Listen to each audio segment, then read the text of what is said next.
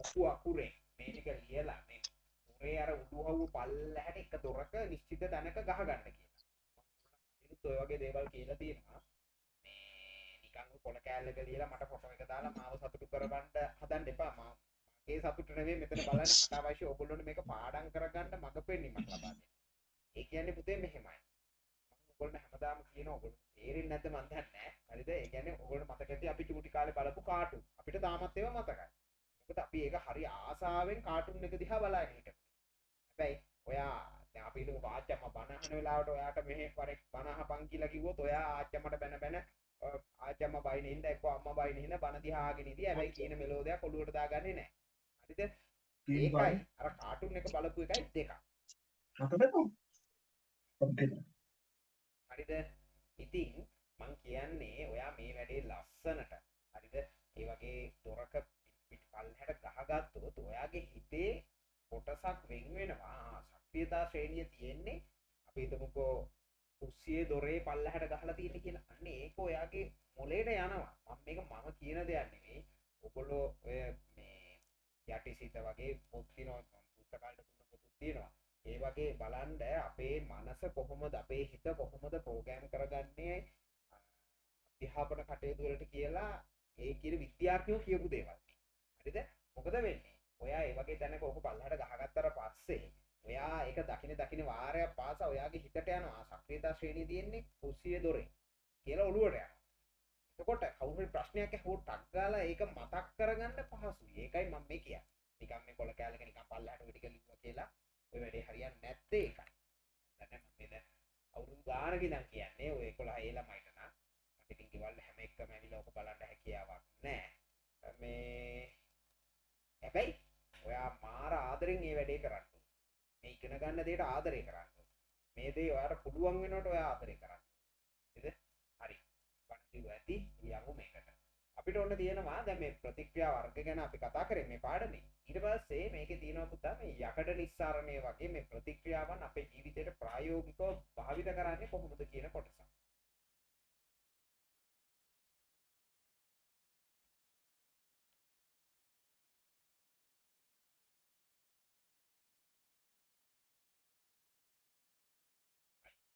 එතකොට අපි ටක් ගාලා බලමු මොකද්ද මේ යකඩ නිස්සාරණය කරන්න කියලා. යකඩ නිස්සාරණය කියන්නේ මෙන්න මේ වගේ ලොකු ගඩොලින් බැඳපු ධාරා ඌෂ්මකය කියලා එකක් තියෙනවා. අපි ළඟදිනුත් මේක කරා. එතකොට ඔයගොල්ලන්ට මතක ඇති ඔයගොල්ලෝගේ ඉතිහාසය පොතේ 10ද 11ද කියලා මම දන්නේ නැහැ. ඒකේ තියෙනවා ලංකාවේ ආදි කාලයේ මිනිස්සු යකඩ නිස්සාරණය කරලා තියෙනවා. එතකොට මේ ඔය ස්වභාවිකව හුලං කපොළු වෙල පොළවේ වලක් කාරලා ඒකට දර දාලා දර වලට උඩින් යපස් දාලා අඟුරු දාලා මේ දර පත්තු කරනවා. එතකොට අර හුලම් පාර නිසා දර ටික හොඳට දැවිලා අර යපස් ටික උඩු වෙලා ද්‍රව යකඩ ලබා ගත්තා කියලා ඒ තැන්වල කැණීම් කරලා පවා අරන් තියෙනවා. ඉතින් ඒ සිද්ධියම තමයි මෙතන මේ වැඩි දියුණු කරලා තියෙන්නේ. එතකොට අපි යකඩ නිස්සාරණයට මේක ගොඩාක් වෙලාවට විභාගෙකින් අහනවා. හරිද? යකඩ නිස්සාරණයට පුතා මෙන්න මේ ධාරා ඌෂ්මකය කියන එක තමයි ගන්නෙ. මේක ගිනි ගඩොල් වලින් තමයි බැඳලා තියෙන්නේ. ඔයගොල්ලෝ දැකලා තියෙනවද දන්නේ නැහැ ගිනි ගඩොල් කියන එක. සාමාන්‍ය ගඩොල් වගේම තමයි. හැබැයි ඊට වඩා හයියයි ලොකු තාපයකට ඔරොත්තු දෙන විදිහට හදලා තියෙන ගඩොල් జాතියක්. ඔය පෝරණු වෙලා තියෙන්නේ ඒවා. ඔය පාම් පුච්චන පෝරණු ඒ වගේ තැන්වල තියෙනවා. ඔය වගේ එකක් තියෙනවා මේ කැපටි පොළ අර දැව සංස්ථාවේ මොකක් හරි පෝරණුවක් තියෙනවා ගඩොලින් බැඳලා. මේකත් ඒ වගේ දෙයක්. හරිද? මොනවා හරි ඉහළ තාපයකට ඔරොත්තු දෙන්න හදන දේවල්. එතකොට මෙන්න මේක වෙන්නේ මෙහෙම. මේකේ උඩින් තියෙනවා පුතා. මම මේ පෙන්නන එක පේනවා නේද පුතේ? චලක පේනවද කියන්නේ ටක් ගාලා? ඔව් සර්. පේනවා. හරි. මොකක්ද දන්නවද? මෙන්න මේ ධාරා ඌෂ්මකයේ උඩ තියෙනවා මෙන්න මේ වගේ අරින්න පුළුවන් පහලට කරන්න පුළුවන් මොකක් හරි කොටසක්. ඒකේ උඩ තියෙනවා උණු ගලුයි ඕක් ඒ කියන්නේ කාබනුයි හිමටයිට්. හිමටයිට් කියන්නේ මෙන්න මේවා. යකඩවල ඔක්සයිඩ් FeO යකඩවල සංයුතාවය 3යි. ඒක මෙතන දානවා. ඔක්සිජන් වල සංයුතාවය 2යි. මෙන්න මෙතන දානවා. හරිද? එතකොට මෙන්න මේ මොනවද කියන්නේ යපස්. ඒ ඔන්න ඔය මිශ්‍රණයේ කුඩු විදිහට මෙතනින් පල්ලහැට මෙහෙම වැටෙන්න දානවා. මේක පල්ලහැට වැටෙනකොට වෙන්නේ මොකද්ද පුතා? යටින් එවනවා උණුසුම් වාත ධාරාවල්. ඒ කියන්නේ මේක පොඩි උණුසුමක් නෙවෙයි. සෙල්සියස් අංශක ඔය 2000කට ආසන්න 1800ක් මේ තියෙන මෙතන තියෙන 100 තමයි මේ ප්‍රශස්ත උෂ්ණත්වය. ඉතින් මේ වගේ උෂ්ණත්වයක රත් කරපු උලන් උඩට එවනකොට අර කුඩු ටික අර මිශ්‍රණය පල්ලහැට එනවා. මොකද වෙන්නේ? මේක පවුඩර් එකක් වගේ තියෙන්නේ. පවුඩර් එකක් වගේ තියෙනකොට ටක් ගාලා ප්‍රතික්‍රියාවල් වෙලා මේ තුන ප්‍රතික්‍රියා කරනවා. මොනවද? කුණු ගලුයි, කෝකුයි, හිමටයිට්. කෝක් කියන්නේ අඟුරු කියලා මතක තියාගන්න. ඔය තුන ප්‍රතික්‍රියා කරලා මොකද වෙන්නේ? මෙන්න මෙතෙන් වැටිලා ලෝ බොර. ඔයගොල්ලෝ දැකලා ඇති අර වැල්ඩින් කරනකොට එහෙම මිටියෙන් ගහා වැල්ඩින් කරන්නේ. ටොක් ටොක් ටොක් ගහ ගහනවා. ඒ ගහන්නේ ඇයි? මේවා මොනවද අර බොර කඩලා දාන්න. ඒ අර යකඩ උඩු වෙනකොට ඒකත් එක්ක තියෙන අර වෙඩි බෙහෙත් වගේ දේවල් ටික මේ උණු වෙලා උඩ පා වෙනවා. ඒක තමයි බොර කියන්නේ. ඒ වගේම මේ ධාරා උෂ්ණකයේ යටට ද්‍රව යකඩ ටික එහෙම නැත්නම් ලෝදිය වගේ යකඩ ටික පල්ලහැට එනකොට ඒක ඝනත්වය වැඩි නිසා උඩට ලෝ බොර එකතු වෙනවා. ලෝ බොර ටික වෙනම පැත්තකින් වෙන් කර ගන්නවා. යකඩ ද්‍රව වෙනම පැත්තකින් වෙන් කර ගන්නවා. ඔන්න ඕක තමයි ධාරා උෂ්ණකය කියන්නේ. හරිද? ඉතින් ඔයගොල්ලෝ පොඩ්ඩි සටහනක් ගහගන්න මේක මේ ඔයාලට මතක තියාගන්න පුළුවන් විදිහට. ඊට පස්සේ ප්‍රතික්‍රියා ටික හරිම වැදගත්. මොකද්ද වෙන්නේ? ධාරා උෂ්ණකය තුලදී පුතා මම කිව්වා කෝක් තියෙනවා කියලා. කෝක් කියුවේ කාබන්. මේ තියෙන කාබන්. හරිද? කාබනුයි ඔක්සිජනුයි ප්‍රතික්‍රියා කරලා කාබන් ඩයොක්සයිඩ් වායුව හැදෙනවා. හරිද? මෙන්න මේ කාබන් ඩයොක්සයිඩ් ආයෙත් කියන්නේ ඉහළ උෂ්ණත්වයක් තියෙන නිසා ආයෙ කාබන් එක්ක ප්‍රතික්‍රියා කරලා මෙන්න මේ කාබන් මොනොක්සයිඩ් කියන වායුව හැදෙනවා. කාබන් මොනොක්සයිඩ් කියන්නේ අපි දන්නවා සාමාන්‍ය වායු ගෝලයේ තියෙන කාබන් සහ ඔක්සිජන් අතර හැදෙන සංයෝගය තමයි කාබන් ඩයොක්සයිඩ්. මේ කාබන් ඩයොක්සයිඩ් එකේ කාබන් එකයි ඔක්සිජන් දෙකයි තියෙන්නේ. හැබැයි මෙතන බලන්න කාබන් ඩයොක්සයිඩ් අණුවකට තව කාබන් එකක් එකතු වෙලා කාබන් මොනොක්සයිඩ් කියන සංයෝගය හැදෙනවා. එතකොට මේක සාමාන්‍යයෙන් වායු ගෝලයේ නිකන් තියෙන දෙයක් නෙවෙයි. මේක විෂ වායුවක්, ඉතාමත් දරුණු වායුවක්. ඉතින් මොකද වෙන්නේ? මෙයාට තව ඔක්සිජන් ඕනි වෙනවා. ආයේ කාබන් ඩයොක්සයිඩ් බවට පත් වෙනවා. ඉතින් මොකද කරන්නේ? මෙයා අර යපස් වෙලා තිබ්බ මෙන්න මේ ඔක්සිජන් මූ ගන්නවා මෙහෙට. මේක අරගෙන යකඩ ටික නිදහස් කරනවා. මෙන්න අපි කලින් ඉගෙන ගත්ත ප්‍රතික්‍රියාව. මේකේ මොකද්ද වෙන්නේ? මේක අර කිව්ව ප්‍රතික්‍රියා වර්ග හතරේ මොකද්ද කියලා හිතලා බලන්න. බලන්න මෙතන මේ යකඩ අණුව නිදහස් කරලා තියෙනවා. ඒක නේද වැඩේ? හිතලා බලන්න අපි කිව්ව අර හතරෙන් ඒක සංයෝජන නෙවෙයිනේ. හරිද? ඊට පස්සේ වියෝජන අන්න එහෙම ගන්නකොට මේක මොකක්ද කියලා ඔයගොල්ලෝ තර්ක කරලා ගන්න. හරිද? ඉතින් පුතා මේකේ මෙන්න මේ නිදහස් වෙච්ච යකඩ මේවා තමයි ලෝතිය වගේ පල්ලහැට එකතු වෙන්නේ.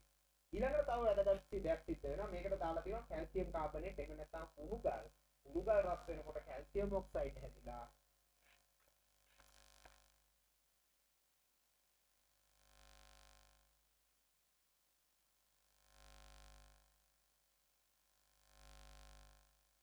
අපරේ දෙන්න පුතේ. අපේ මම පුතුමාට කලින් හේතු වොයිස් මෙසේජ් එක පොඩ්ඩක් අහලා බලන්න.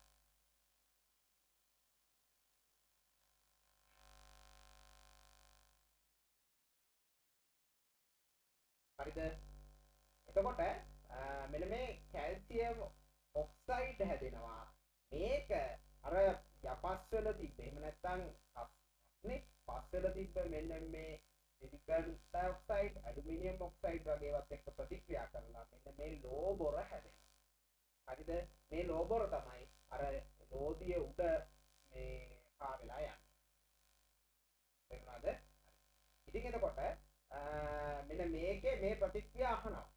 හරිද? මේක අහනවා, මේක අහනවා, මේක අහනවා. මේ කැල්සියම් කාබනේට් දාන්නේ ලෝ බොර ටික ඉවත් කරගන්න. ඒ කියන්නේ යපස් වෙන තිබ්බ සිලිකන් ඩයොක්සයිඩ්, ඇලුමිනියම් වල ඔක්සයිඩ් තියෙන්නේ. අන්න ඒවා ඉවත් කරගන්න තමයි මෙන්න මේ කැල්සියම් කාබනේට් දාන්නේ. ඒ වගේම මේකේ මේ නිදහස් වෙන කාබන් ඩයොක්සයිඩ් උත් ආයේ මේ ක්‍රියා මෙන්න මෙතන කාබන් එක ආයේ ප්‍රතික්‍රියා කරලා කාබන් මොනොක්සයිඩ් බවට පත් වෙන එකක් සිද්ධ වෙනවා.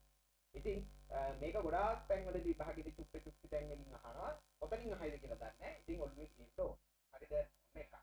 ඊට පස්සේ තියෙනවා රන් ලෝහය නිස්සාරණය. ඒකේ චූටි ටිකක් තියෙන්නේ. රන් කියන්නේ අපි දන්නවා මේ ගොඩාක් ප්‍රතික්‍රියාශීලීත්වයේ අඩු ලෝහයක්. හරිද? ගොඩාක් ප්‍රතික්‍රියාශීලීත්වයේ අඩු ලෝහයක්. ඉතින් ඒ ප්‍රතික්‍රියාශීලීත්වයේ අඩු ලෝහය අපිට නිස්සාරණය කරගන්න නම් විවිධ ක්‍රම අපිට පාවිච්චි කරන්න ඕනේ. ඒ වගේම රත්තරන් කියන්නේ මේ බහුලව තියෙන ලෝහෙකුත් නෙවෙයි. ඉතින් මෙන්න මේ වගේ දේවල් කරන්න අපිට මේ සක්‍රිය සංකේතා ශ්‍රේණිය සහ අපි මේ ඉගෙන ගත්ත ප්‍රතික්‍රියා වර්ග වැදගත් වෙනවා. මේක පොඩ්ඩක් කියව ගන්න සුළුටි කතාවක් හොතන. හරිද? මේක මම මෙතන ආයෙත් පැහැදිලි කරන්න කාලය ගන්නෙ නැහැ. ඊට පස්සේ ඔන්න තියෙනවා වායු පිළියෙල කිරීම සහ ගුණ භාවිතය කියලා. මේක ඇත්තටම මෙහෙම කරලා වැඩක් නැහැ. මේක කරන්න ඕනේ ඔය කරලා බලලාමයි මම මේ ප්‍රැක්ටිකල් ටික කරලා පෙන්නනවා ඔයගොල්ලන්ට. දැනට ඔයා මේ හයිඩ්‍රජන් නිෂ්පාදනය කරන්න මොනවද ගන්න පුළුවන් කියන එක ඔළුවට දාලා තියන්නේ අපි. මේ විමාඩු වුණාට පස්සේ කරලා බලමු. හරිද? හරි. ඔන්න බලන්න හයිඩ්‍රජන් වායුව නිපදවන්න පුළුවන් ක්‍රම සහ හයිඩ්‍රජන් වායුවේ ගුණ තියෙනවා. හයිඩ්‍රජන් වායුව කියන එක අපි දන්නවනේ අවස්ථාවකදී මුලින්ම තියෙන ලෝහ වායුව. එතකොට ඒක හරි සැහැල්ලුයි. පොඩි පරමාණුවක් ඒ කියන්නේ පොඩි මේක. ඉතින් මේක හරි ඝනත්වය අඩුයි. මේ පෘථිවි පෘෂ්ඨය ආසන්නයේ බලනකොට පෘථිවියේ තියෙන අනිත් වායුන් වලට ඝනත්වය අඩු නිසා මෙයා අපි බැලුම් එකකට පිටුවට පස්සේ මෙයා උඩ යනවා. බැලුම් පොඩේ උඩ යනවා. ඉතින් මේ වායුවේ ඝනත්වය අඩු නිසා අපි දැන් නිකන් කාමරයක් ඇතුලේ හයිඩ්‍රජන් වායුව නිපදවුවොත් ඒක ගිහිල්ලා ඕම පිළිදිමේ ගිහිල්ලා රැඳෙනවා. ඒක උඩට යන්නේ. අපි වතුර හැදුවොත් බිමට වැටෙනවා වගේ හයිඩ්‍රජන් ටික යන්නේ කොහෙටද? උඩට. මෙන්න තියෙනවා ඒකේ ලක්ෂණ ටික ඔයගොල්ලෝ පොඩ්ඩක් කියව ගන්න. ඔන්න අපිට හයිඩ්‍රජන් වායුව නිපදවන්න පුළුවන් සරලම ක්‍රමයක් තියෙනවා. සිංක් සහ HCl කියන අම්ලය කලවම් කරා නම් මේ සිංක් ලෝහය වටා බුබුලු නගිනවා. ඉතින් ඔන්න හයිඩ්‍රජන් පිට වෙනවා. සිංක් ක්ලෝරයිඩ් හැදෙනවා. මෙන්න බලන්න. මේ සිංක් මේ හයිඩ්‍රජන්ගේ තැන අරගෙන තියෙනවා. හරිද? එතකොට හයිඩ්‍රජන්ව විස්ථාපනය කරලා තියෙන එකෙක්ව විස්ථාපනය කරලා තියෙනවා. එතකොට මොකක්ද සමීකරණ වර්ගය කියලා ඔයාට ඔබට එන්න ඕනේ. මෙන්න තියෙනවා ඒකට අදාළ ඇටවුමක්. මේකේ තියෙනවා බලන්න මේ වගේ හේතු ප්ලාස්ටුවකට හයිඩ්‍රොක්ලෝරික් අම්ලය පුරවලා තියෙනවා. උඩින් තියෙනවා තිසල් පුනීලය කියලා මෙන්න මෙහෙම චූටි විදුරු උපකරණ මෙහෙම විදුරු පටයක් එක්ක උඩින් තිබි පුනීලයක් වගේ තියෙනවා. ඒකට මොනවද දාන්නේ? යටට සිංක් කැබලි දාලා උඩින් අපිට අම්ලය දාන්න පුළුවන්. ඔතන දෙක විදිහටම කරන්න පුළුවන්. සිංක් කැබලි ටික මෙහෙම දාලා තිබ්බ මේක ඇතුළටම මේ අම්ලය තුලට මේ බටේ ගිල්ලවලා තියෙන එක තමයි වැදගත්ම වෙන්නේ. මොකද නැත්තම් මේකේ නිපද වෙන හයිඩ්‍රජන් වායු මෙහෙම බුබුලු ගල හැදෙනවනේ. ඒවා මේ බටේ දිගේ හෝ ඉන්න මේ තිසල් පුනීලයෙන් උඩට යනවා. ඉතින් ඒක වළක්වන්න මොකද කරන්න තියෙන්නේ? මෙන්න මේ තිසල් පුනීලයේ වීදුරු බටේ මෙහෙම ගෙනලා පල්ලහැටම දාලා තියෙනවා. ඊළඟට මොකද වෙන්නේ? දැන් ඔන්න හයිඩ්‍රජන් වායුව නිපද වෙනවා. මේ හයිඩ්‍රජන් වායුව මෙන්න මෙහෙම ඇවිල්ලා මේක එකතු වෙන නිසා ඒ ටික මෙන්න මේ විසර්ජන නලයේ දිගේ ඇවිල්ලා මෙන්න මේ වායු සරාවට එකතු වෙනවා. වායු සරාව කියන්නේ විදුරු වාදනයක් විදුරු සරාව වගේ මේක අනිත් පැත්ත හරවලා මේක එකතු කරලා තියෙන්නේ. අපි දන්නවනේ අර වාදනයක් අනිත් පැත්ත හරවලා ඒකට ඇතුළට මේ වතුර පිරෙන්න අනිත් පැත්ත හරව ගන්න පුළුවන් වතුර ඇතුලේ. එතකොට මේ විදිහට අපිට පුළුවන් මේ හයිඩ්‍රජන් වායුව එකතු කරගන්න. මම දැන් කලින් කිව්වා හයිඩ්‍රජන් වායුව කියන්නේ ඝනත්වය අඩු වායුවක්. එතකොට ඒක ඉහළට යනවා කියලා. ඉතින් අපිට මේ ක්‍රමය වගේම අපිට හයිඩ්‍රජන් වායුව මෙන්න මේ විදිහට එකතු කරගන්නත් පුළුවන්. මේකට කියනවා වාතයේ යටිකුරු විස්ථාපනය කියලා. මේක කරන්න පුළුවන් හයිඩ්‍රජන් වලට පුළුවන්. ඔයා හීලියම් හදන්න පුළුවන් නම් හීලියම් වලටත් මේක කරන්න පුළුවන්. හරිද? මොකද වෙන්නේ? මෙහෙම පිරෙව්වොත් හයිඩ්‍රජන් ගිහිල්ලා මේ වගේ කම්ම මේක උඩ හෝ පිටින වැඩි ටික මෙතනින් උතුරලා ගිහින් ඒ ටික ආයෙ උඩට යනවා. ඉතින් අපිට කොහොම පහසුවෙන් හයිඩ්‍රජන් මේකෙන් පුරව ගන්න පුළුවන්. මෙන්න මේ වචනේ මතක තියාගන්න. වාතයේ යටිකුරු විස්ථාපනය. හරිද? වාතයේ යටිකුරු විස්ථාපනය. ඊළඟට මේ මොකක්ද එතකොට? මෙන්න මේ වායු එකතු කරන ක්‍රමය මොකක්ද? මේක ජලයේ යටිකුරු විස්ථාපනය කියලා තමයි හඳුන්වන්නේ. මේක ජලය තුල. දැන් මේක හයිඩ්‍රජන් මෙහෙම අවශ්‍ය නැහැ. අපිට ඔක්සිජන් වගේ වායුවක් නිපදවනවා නම් මේක අත්‍යවශ්‍ය වෙනවා. ඉතින් අපිට දැන් මේ බටේ ගෙනල්ලා මෙන්න මේ වායු එකතු කරගන්න වායු සරාවට නිකම්ම බටේ දාලා අල්ලගෙන ඉන්නවට වඩා අපිට පුළුවන් මෙන්න මේ වගේ වායු සංග්‍රහණ මංචය කියලා එකක් තියෙනවා. මේක සෙරමික් වලින් හදපු නිකන් සුදු පාට වාදනය නේ. නිකන් කැටයක් වගේ එකක්. මේ බටේ ගෙනල්ලා ඒක අස්සට මෙහෙම දාන්න පුළුවන්. හරිද? මේක අස්සට දාන්න පුළුවන්. මේකේ උඩ මෙහෙම මේ සෙරමික් කෑල්ලේ මේ උඩ සිදුරක් තියෙනවා. ඒක උඩ තමයි මේක හරවලා අනිත් පැත්ත තියෙන්නේ. මේක මෙහෙම පාවෙන්නේ නැහැ මුට පිස්සු. මේක මෙහෙම අඩිය තමයි තියලා තියෙන්නේ. ඒක බර දෙයක්. ඒ වගේ බර දෙයක් මේකට අරන් තියෙන්නේ මේ මොකද මේක නැත්තම් උඩට ආවොත් උලන්ට එළියට යනවනේ. ඒ වැඩේට. මම මේකක් පෙන්නන්නම් ඔයගොල්ලන්ට. ඊට පස්සේ වායු සංග්‍රහණ මංචය ඇතුළට මෙතන මේ චූටි සිදුරෙන් උඩට පුපුරු ටික එකතු වෙලා මේ විදිහට එකතු කර ගන්න පුළුවන්.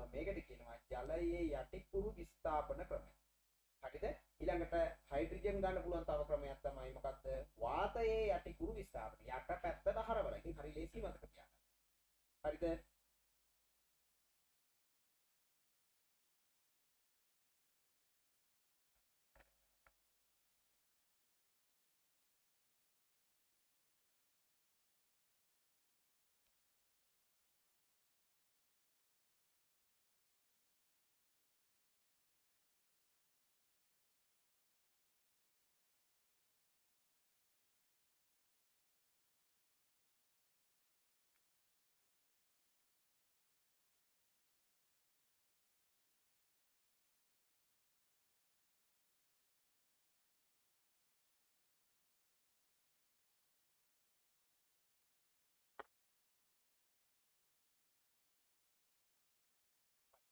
ඊට පස්සේ බලන්න ඔන්න තියෙනවා හයිඩ්‍රජන් වායුව භාවිත කරන්නේ මොනවටද කියලා. ඒ වගේම මේ ගත්ත හයිඩ්‍රජන් වායුව හඳුනා ගන්න අදාළ පරීක්ෂණයක් තියෙනවා. මම මේ ළඟදිනුත් කරලා පෙන්නනවා. මොකක්ද වෙන්නේ? අපි ඒකට ගිනි පුරක් ලං කරපුවම පොප් ගාලා පත්තු වෙනවා. පොප් ගාලා නිකන් පොඩි ටෙස්ට් ටියුබ් එක වගේ තිබ්බොත් තමයි පොප් ගාලා පත්තු වෙන්නේ. ඊට වඩා ලොකු මොකක් හරි කන්ටේනර් එකේ කියන්නේ ලොකු භාජනයක මොනවා හරි පුරවලා තිබිලා ඒකට ගිනි පෙල්ලක් ඇල්ලුවොත් එළිම බදුල්ලේ තමයි යන්න වෙන්නේ. මොකද මහ පිපිරීමක් ඇති වෙනවා. හයිඩ්‍රජන් කියන්නේ ගොඩක් දහනය වෙන්න කැමති වායුවක්. මොකද වායු ගෝලයේ ඔක්සිජන් තියෙනවා. හයිඩ්‍රජන් එකතු වෙලා තියෙන තැනකට පොඩි ගිනි පෙල්ලක් ආවොත් ලොකු පිපිරීමක් සිද්ධ වෙනවා. අපි ටෙස්ට් ටියුබ් එක වගේ ඔක් කරලා බලන පොඩි පොප් හඬක් තමයි එන්නේ. ඒක තමයි සාමාන්‍යයෙන් මේ වායු මේ හයිඩ්‍රජන් හඳුනා ගන්න පාවිච්චි කරන්නේ. හැබැයි මේකේ පොඩි දෝෂයක්ත් තියෙනවා. අනිත් ගිනි ගන්නා සුළු වායු පොප් හඬලා තමයි දැවෙන්නේ. පොප් දාලා පත්තු වෙනවා ඉතින්. ඒ වුණාට මේකේ ලබා දෙන වර්ණය මේ වායුවේ ගුණ ටිකත් එක්ක ගන්නකොට අපිට පොඩ්ඩක් ඒක හඳුනා ගැනීමේ හැකියාවක් තියෙනවා. මෙන්න බලන්න හයිඩ්‍රජන් වායුවේ භාවිතයන් එකක් තමයි රොකට් ඉන්ධනයක් ලෙස භාවිත කරනවා. රොකට් ඉන්ධනයක් ලෙස භාවිත කරන්න ප්‍රධාන හේතුව හයිඩ්‍රජන් වල ධනත්වය අඩුයි. මොකද රොකට් එකකට අපිට පෙට්‍රල් පුරවගෙන යනවට වඩා හයිඩ්‍රජන් පුරවගත්තම රොකට් එකේ ස්කන්ධය අඩු වෙනවා. හැබැයි කියන්නේ හයිඩ්‍රජන් කියන්නේ හොඳ දහනය වෙන්න කැමති වායුවක් කියලා. ඉතින් ඒ ප්‍රයෝජනය අරගෙන මේක රොකට් වල ඉන්ධනයක් විදියට භාවිත කරන්න පුළුවන්. ඊට පස්සේ ඔන්න වැදගත් දේ මම මේක කලිනුත් කිව්වා අර බහුඅවයවික පාඩමේදී ශාක තෙල් වලින් මාගරීන් නිෂ්පාදනය කිරීමට හයිඩ්‍රජන් වායුව වෙනවා. බලන්න පාස් පේපර් වල මේක කතා කරලා තියෙනවා. හරිද? එතකොට සංතෘප්ත මේදේ අසන්තෘප්ත මේදේ කියන සත්‍යය තමයි උතන සිද්ධ වෙන්නේ. අසන්තෘප්ත මේදේ සංතෘප්ත බවට පත් කරන්න හයිඩ්‍රජන් වායුව බුබුලණය කරනවා. එතකොට තමයි මාගරීන් හැදෙන්නේ. ඉතින් ඒකට හයිඩ්‍රජන් වායුව අවශ්‍ය වෙනවා. ඒකට උත්ප්‍රේරකයක් විදිහට මේ නිකල් කියන මේ බටයක් දාලා තමයි වැඩේ කරනවා කියන එකත් පොඩ්ඩක් මතක තියාගන්න. හරිද? ඔන්න බලන්න ඊළඟට නයිට්‍රජන් වායුව සමග හයිඩ්‍රජන් ප්‍රතික්‍රියා කර ඇමෝනියා හදනවා. ඇමෝනියා අවශ්‍ය වෙනවා යූරියා වගේ දේවල් හරියට. ඊට පස්සේ මෙන්න තියෙනවා තව දෙයක් කාබනික සංයෝග ඔක්සිහරණයට හයිඩ්‍රජන් අවශ්‍ය වෙනවා.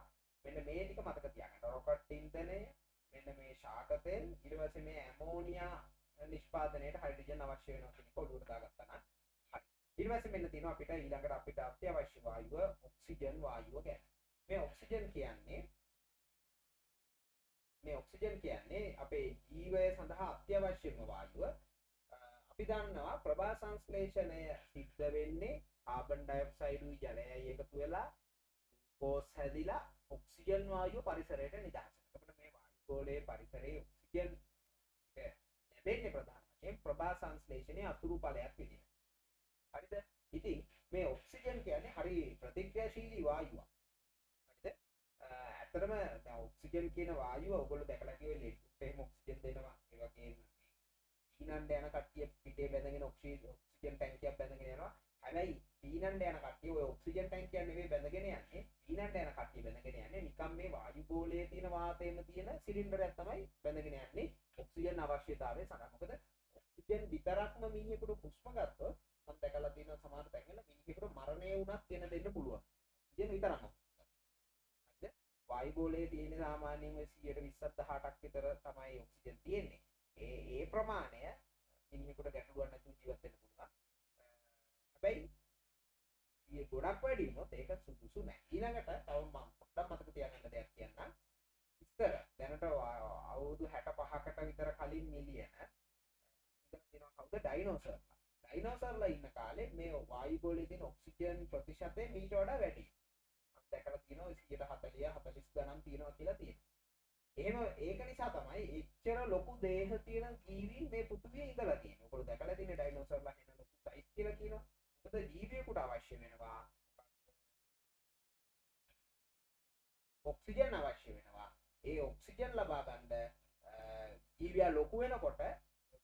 ශාසනය සිද්ධ කරන්න අවශ්‍ය වෙනවා. ඉතින් ඒක වළක්වා ගන්න තමයි.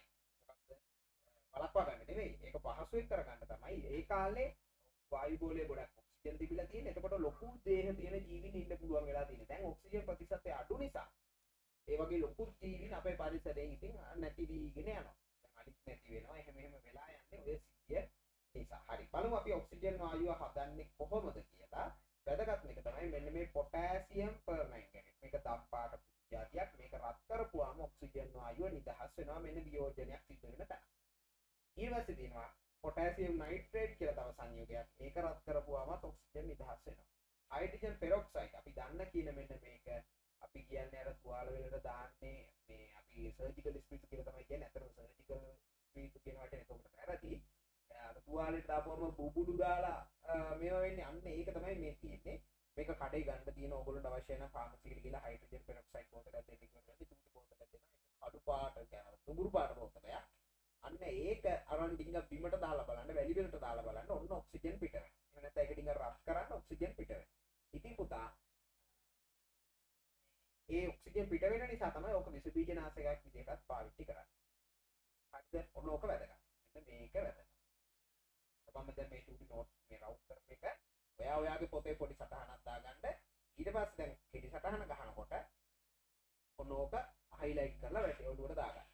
හරිද? ඊට පස්සේ තියෙනවා තව පොටෑසියම් ක්ලෝරයිඩ් කියලා යටියක් ඒක රත් කරපුවාමත් මෙහෙම වෙනවා. උගලට කොහොම වෙලාවට මේ වගේ එකක් නම් සමීකරණයක් විස්තර කරන්න කියලා එන්න පුළුවන්. එහෙම නැත්නම් මේ සමීකරණේ දීලා තමයි මොකක් හරි ප්‍රශ්නයක් අහන්නේ. හැබැයි මේ හයිඩ්‍රජන් පෙරොක්සයිඩ් වියෝජනය නම් එහෙම දෙයක් නැහැ. ඒක ඉතින් මෙන්න බලන්න විද්‍යාගාරයේ ඔක්සිජන් වායුව නිපදවනවා. මෙන්න හරියට ඇඳලා තියෙන එතන නම් වායු සංග්‍රහණ මංචය. ඒක සෙරමික් වලින් හදලා තියෙන්නේ. මේ විදිහට ටියුබ් එකකට පොටෑසියම් පර්මැංගනේට් දාලා මෙහෙම ඉරණබයක් දාලා විසර්ජන නාමයක් දාලා වායු සංග්‍රහණ මංචය ඇතුළට මෙහෙම දැම්මට පස්සේ වායු සරාවට මේක මොකද්ද? ජලයේ යටිකුරු විස්ථාපනයෙන් ඔක්සිජන් වායුව එකතු කර ගන්න පුළුවන්. හැබැයි ඔක්සිජන් වායුව වාතයේ යටිකුරු විස්ථාපනයෙන් එකතු කර ගන්න බෑ. මොකද ඔක්සිජන් කියන්නේ සාමාන්‍යයෙන් හයිඩ්‍රජන් වලට වඩා ස්කන්ධය වැඩි වායුවක්. ඒ පරමාණුවක් ගත්තොත් ඒ කියන්නේ යගේ ඝනත්වය වැඩි. ඒක නිසා යා පොළොව පැත්තට තමයි යන්නේ. හැබැයි එහෙම කියලා අපිට වාතයේ උඩුකුරු විස්ථාපනයෙන් මේක එකතු කර ගන්නත් බෑ. මොකද වායු ගෝලයේ මේවා තියෙන නිසා වායුවත් එක්ක ටක් ගාලා මිශ්‍ර වෙනවා. ඉතින් මේ විදිහට එකතු කරගත්තාට පස්සේ අපිට බොහොම පහසුවෙන් මේක එකතු කරගන්න පුළුවන්. කට්ටිය ඉන්නව දාගෙන දින්නේ.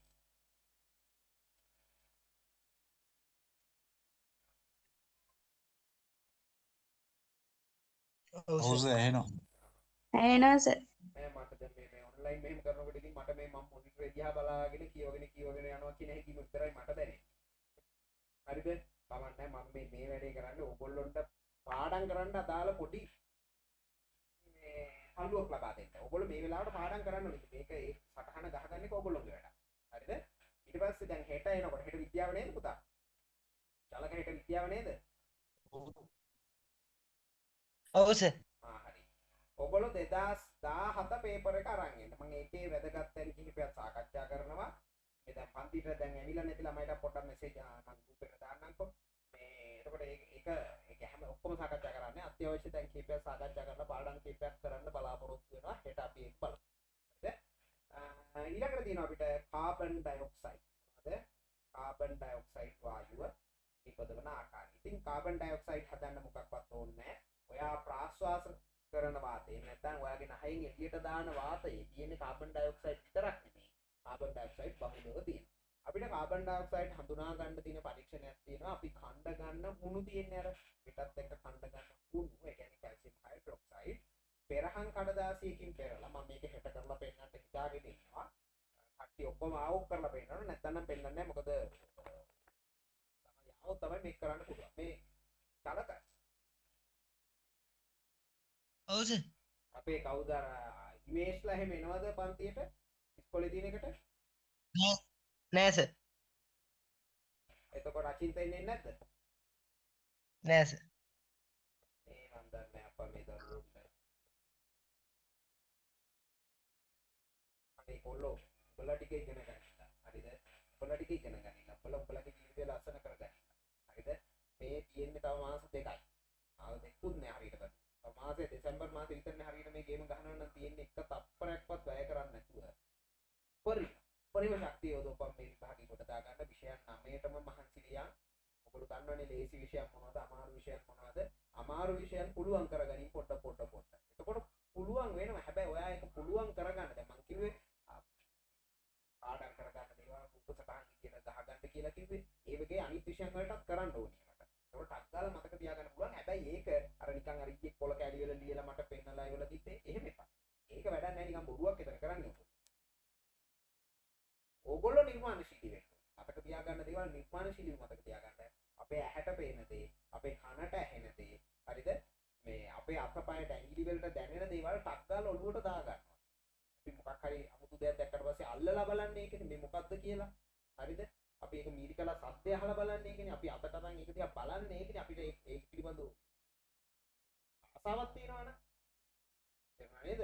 එහෙම වුණොත් ඔයා ඉගෙන ගන්න දේ ඔයගොල්ලෝගේ පංචේන්ද්‍රයන් වලින්ම ඇඟ ඇතුළට දාගත්තොත් මාර ලේසියට මතක තියාගන්න පුළුවන්. හරිද?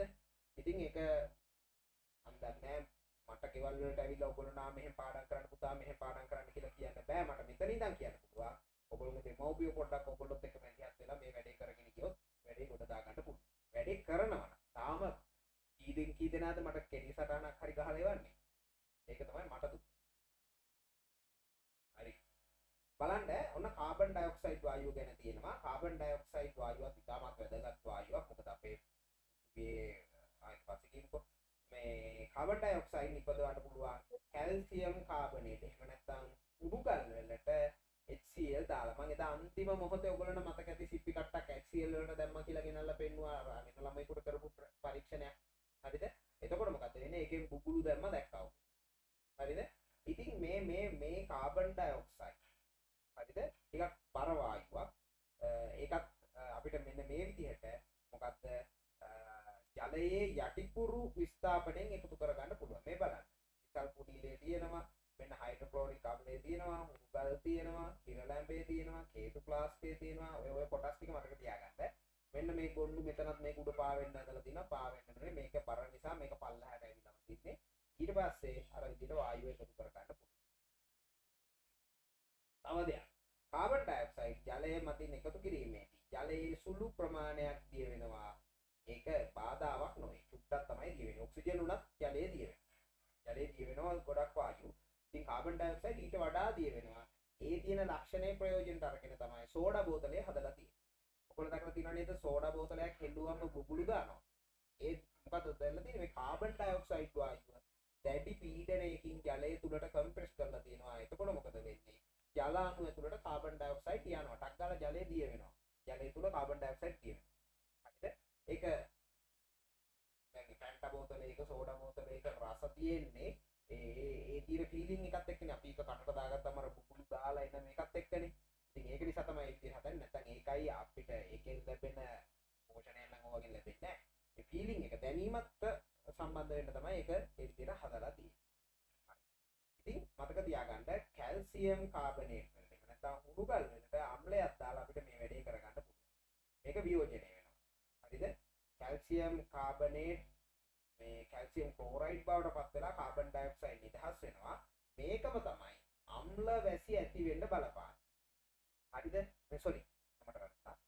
අම්ල වැසි නිසා වෙන දෙයක් තමයි මේක. ඒ කියන්නේ කැල්සියම් කාබනේට් වලින් තමයි උඩුකල් හැදිලා තියෙන්නේ, සිප්පි කටු හැදිලා තියෙන්නේ, ගොළු බෙල්ලෝගේ කට්ට හැදිලා තියෙන්නේ. ඒ වගේම ඔය කිරිගරුඩ ප්‍රතිමා වගේ ප්‍රතිමාවල් හැදිලා තියෙනවා. එතකොට වැස්සත් එක්ක අම්ල වැටුනොත් ඒවා විකාදනය වෙලා ඒක කැල්සියම් ක්ලෝරයිඩ් නම් ක්ලෝරයිඩ්, කැල්සියම් සල්ෆේට් නම් සල්ෆේට් ඒ විදිහට හැදෙනවා. එතකොට සල්ෆියුරික් අම්ලය තමයි ප්‍රධාන වශයෙන් මොනවා විදිහට වැටෙන්නේ අම්ල වැසි විදිහට. රචනා ප්‍රශ්නේ කියුවත් එකේ පළවෙනි ප්‍රශ්නේ බොහෝ වෙලාවට අහලා තියෙනවා. අපි හෙට බලමු. හෙට එනකොට පාස් පේපර් පොත් ටික මතක් කරලා අරන් ඉන්න. මෙන්න තියෙනවා මං කිව්වා කාබන් ඩයොක්සයිඩ් වායුව ටිකක් බර වායුවක් කියලා. අපිට පුළුවන් වාතයේ උඩුකුරු විස්ථාපනයෙන් කාබන් ඩයොක්සයිඩ් වායුව රැස් කරන්න. ඇයි? ටිකක් බර වායුවක් නිසා. හරිනේ? ඉතින් ඔන්න ඔය ටික චුට්ටක් බලා ගන්න. කාබන් ඩයොක්සයිඩ් වල ප්‍රයෝජන ඔය ටිකක් තියෙනවා. ඔන්න මේ පාඩම ඉවරයි. හරිද? ඊළඟට තියෙනවා අපිට මෙන්න මේක ප්‍රතික්‍රියාවල ශීඝ්‍රතාවය. මේ පාඩම මම හෙට හවස කරනවද ළමයින්ට උදේ ඉස්කෝලේ ඉඳන් කරනවද කියන එක මම තාම තීරණය කරේ නැහැ. කට්ටියගේ පැමිණීමත් එක්ක අනුව තමයි මම මේ විදිහට කරන්නේ. මොකද අත්‍යවශ්‍ය කොටස් තියෙනවා සමහර ළමයින්ට මගේ හැදිච්ච ඒවා ඒගොල්ලොන්ට ඒක කකුලට උගන්නන්න තමයි මම මේ try එකක් දෙන්නේ. ඉතින් ඔයගොල්ලෝ දැන් අප මම ඔය කියපු ටිකේ වායු නිෂ්පාදනය අපි කතා කරන්නේ. ඊට හයිඩ්‍රජන් ඊට පස්සේ කාබන් ඩයොක්සයිඩ් අන්නේ සමීකරණ ටික ලස්සනට ලියන්න. එතකොට ඔයාලට කවුරු හරි අහුවොත් ඔක්සිජන් වායුව අපිට නිර්මාණය කරන්න මොනවද භාවිත කරන්න පුළුවන් කියලා ටක් ගාලා ඔලුවට එනකොට පළවෙනි එක පොටෑසියම් පර්මැංගනේට් කියන එක මම එක පෙන්නන්නම්. දැන් මට මෙතන ඉඳන් පෙන්නන්න කියන්නේ නැති නිසා. ආන්නේ වගේ සමීකරණ ටික ඔලුවේ තියාගන්න. ඔක්සිජන්, හයිඩ්‍රජන්, කාබන් ඩයොක්සයිඩ් කියන වායු නිර්මාණය කරන්න ගන්න පුළුවන් ක්‍රම. ඒ වගේම අර යටිකුරු විස්ථාපනය, ජලයේ යටිකුරු විස්ථාපනය, උඩුකුරු විස්ථාපනය කියන ඒ වගේ ගන්න එකතු කරගන්න පුළුවන් වායු මොනවද කියලා ඔලුවට දාගන්න. හරිද? හරි. එහෙනම් මම දැන් නවත්තනවා. තව විනාඩි ගානයි තියෙන්නේ. ඔක්කොමලා ලස්සනට කෙටි සටහනක් ඔය ටිකේ ගහගන්න. ඒට 8 වෙනකොට මෙන්න 8 ඉඳන් 12 වෙනකම්ම පන්ති කරමු.